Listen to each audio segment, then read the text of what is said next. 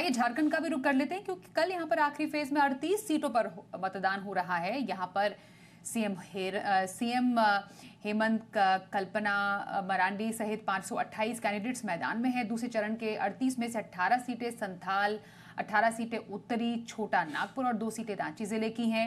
और इसी फेज में हेमंत सोरेन, उनकी पत्नी कल्पना सोरेन, पूर्व सीएम बाबूलाल मरांडी, विपक्ष के नेता अमर बाउरी चुनाव लड़ रहे हैं।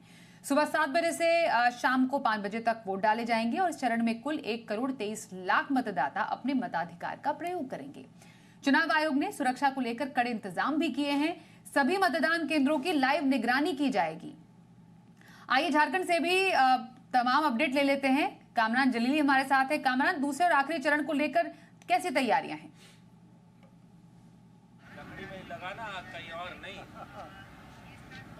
दो चरणों में चुनाव हो रहे हैं। पहले चरण का मतदान हो गया 13 नवंबर को और तमाम 43 सीटों पर जो प्रत्याशी हैं उनकी किस्मत जो है वो ईवीएम में कैद हो गई। अब दूसरे फेज का और अंतिम फेज का चुनाव का मतदान जो है वो कल होना है। 38 सीटों पर मतदान हो रहे हैं और ये चुनाव इसीलिए भी इम्पोर्टेंट हो जाता है क्योंकि कई सियासी दिग्गजों की किस्मत कर दांव पर लगेगी। कल तमाम लोगों की किस्मत जो है वो ईवीएम में कैद होगी। अगर बात मुख्यमंत्री हेमंत सोरेन की करें, कल्पना सोरेन, बाबूलाल मरांडी, बिरंची नारायण सहित कई जो दिग्गज हैं उनके कल चुनाव होने हैं, उनको लेकर कल मतदान किया जाना है।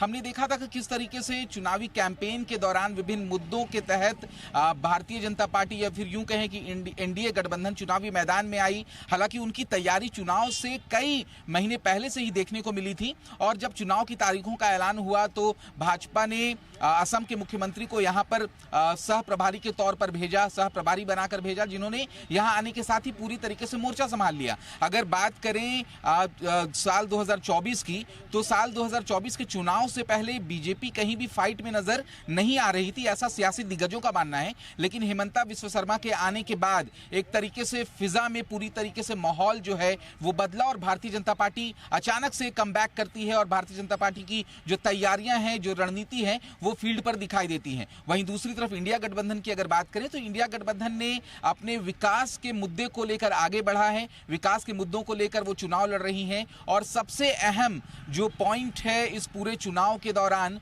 वो मैया सम्मान योजना है, क्योंकि चुनाव से ठीक 3 महीने पहले मुख्यमंत्री या फिर झारखंड सरकार की तरफ से यह घोषणा की जाती है कि झारखंड की हर महिला को सम्मान के तौर पर 1000 रुपए की राशि दी जाएगी। अब यहां से पूरा गेम पलटता नजर आता है क्योंकि मैया सम्मान योजना से तमाम महिलाओं को जिन्होंने फॉर्म भरे थे उनको लाभ मिलना शुरू हो गया। एक के बाद एक 3 किस्त जो है वो उनके खाते में जमा हो गई और इसी बीच क्योंकि बीजेपी को लगने लगा कि उनकी जो रणनीति है वो मैया सम्मान योजना के आगे कहीं ना कहीं पस्त ना हो जाए, इसीलिए फिर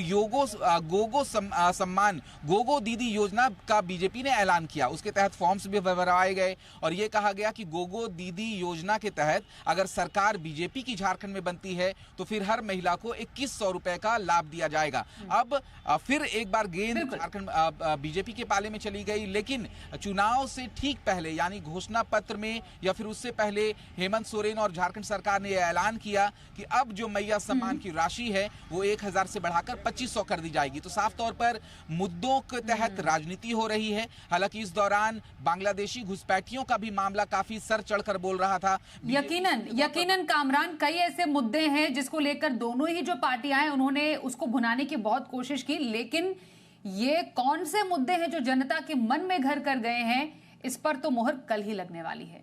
तमाम अपडेट के लिए कामरान आपका फिलहाल करते हैं धन्यवाद। आपसे कल का अपडेट भी हम लेते रहेंगे।